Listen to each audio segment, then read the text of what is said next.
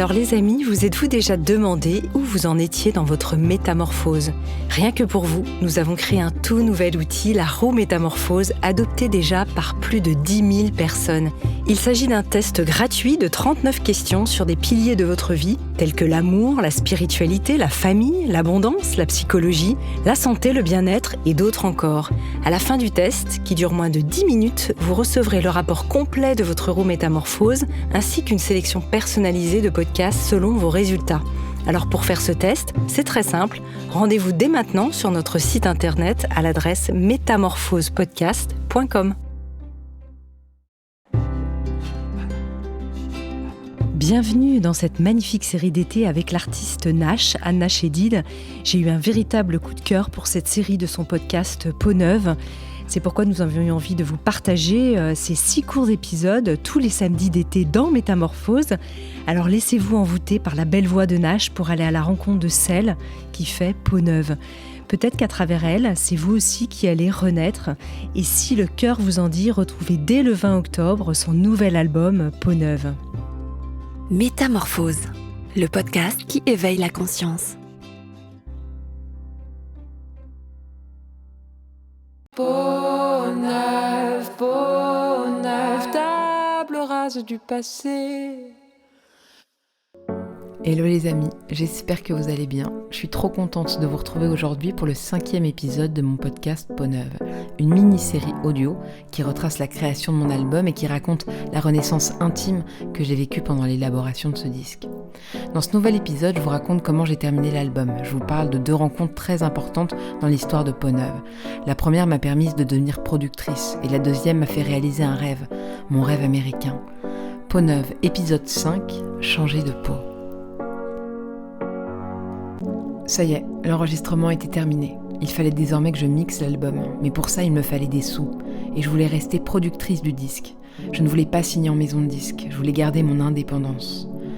Mes anciens albums avaient été produits par un gros label, un gros éditeur, et cette fois je voulais écrire l'histoire différemment. Peau Neuve s'appliquait à tous les niveaux de ma vie. Je voulais sortir cet album seule, ça faisait partie de son histoire.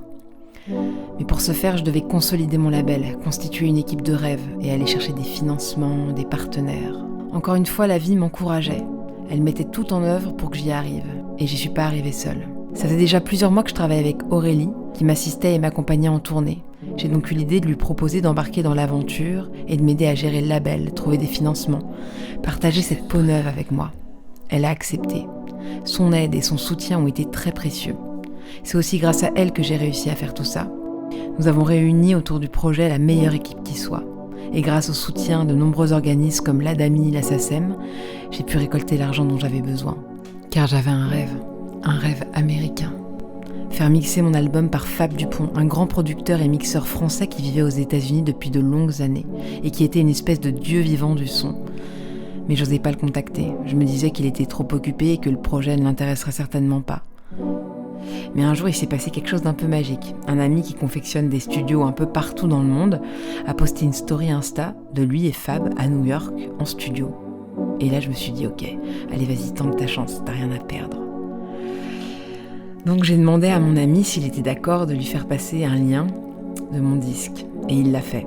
Moins de 24 heures après, je recevais un mail de Fab Dupont. Il avait écouté, il avait aimé. J'en revenais pas. Ce producteur qui travaillait avec tous les plus grands avait aimé mon album et il voulait le mixer. Quelques jours plus tard, sur Zoom, il me proposait de venir à New York mixer avec lui dans son studio en janvier. C'était irréel. Un rêve, mon rêve américain. J'ai sauté de joie. Et j'ai pris mes billets. Quelques semaines plus tard, me voilà à New York.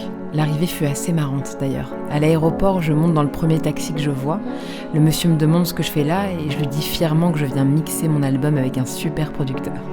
Il me demande s'il peut écouter ma musique sur Spotify. Je lui dis oui. Et là, on se retrouve à traverser le Brooklyn Bridge sur ma chanson « Ce qu'ils deviennent ». Ça présageait un beau séjour. Peu après, le taxi m'arrête devant l'immeuble en briques rouges dans lequel j'habite pendant mon voyage. Je dépose mes affaires rapidement et je file direct au studio. Le studio de Fab ressemble à une vieille factory new-yorkaise typique. Je suis un peu impressionnée en arrivant, mais je me sens bien tout de suite. Je rencontre Fab en chair et en os. On se pose au studio et là, c'est évident, tout de suite. Hyper fluide, hyper intéressant. Je passe une semaine à l'écouter, le regarder travailler, à échanger, à lui poser 8 millions de questions. J'ai tellement appris à ses côtés. Dans ce studio, il y a plusieurs cabines, plusieurs producteurs, ça grouille de musiciens, il y a de la musique partout, tout le temps. Je commence à me familiariser un peu avec les lieux. Pendant les pauses, je glisse une oreille dans les autres studios. J'écoute les musiciens qui enregistrent, les discussions dans les couloirs. Je suis passionnée par ce que je vis. Je profite de tout, de chaque instant. J'en perds pas une miette. Je crois que ce qui m'a le plus touchée pendant mon séjour, c'est de sentir que Fab m'écoutait, que je disais pas n'importe quoi. Sentir que pour lui, c'était normal et évident que je réalise mon album. Sentir que, à ses yeux, j'en avais les compétences, que c'était fait pour moi. Son regard a été un des cadeaux les plus précieux que j'ai eu la chance de recevoir pendant la réalisation de ce disque. Les journées de travail s'enchaînaient. Le soir, je rentrais à pied et parfois, j'allais à Broadway. Pendant mon séjour, j'ai vu 2 spectacles qui m'ont donné envie de remonter sur scène, qui m'ont donné envie d'imaginer la suite, d'imaginer Peau Neuve sur scène. Mais avant ça, il a fallu penser à la pochette, au clip. Un décor se dessinait dans mon cœur. Il appelait mon corps depuis plusieurs mois, comme une évidence, le désert. C'était parti pour une nouvelle aventure, un nouveau voyage. C'était parti pour 10 jours dans le Sahara. Merci beaucoup d'avoir écouté cet épisode. Rendez-vous très bientôt pour découvrir le prochain. En attendant, je vous souhaite à toutes et tous la plus belle, la plus douce, la plus lumineuse des renaissances. Sur ma peau neuve, je veux renaître sous une pluie dorée.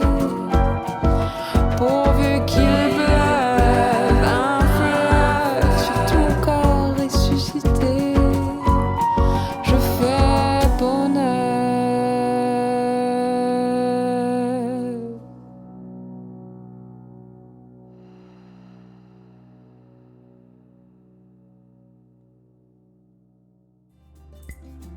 Un immense merci du cœur à Nash de nous entraîner dans la belle aventure de son cheminement et de sa renaissance intérieure.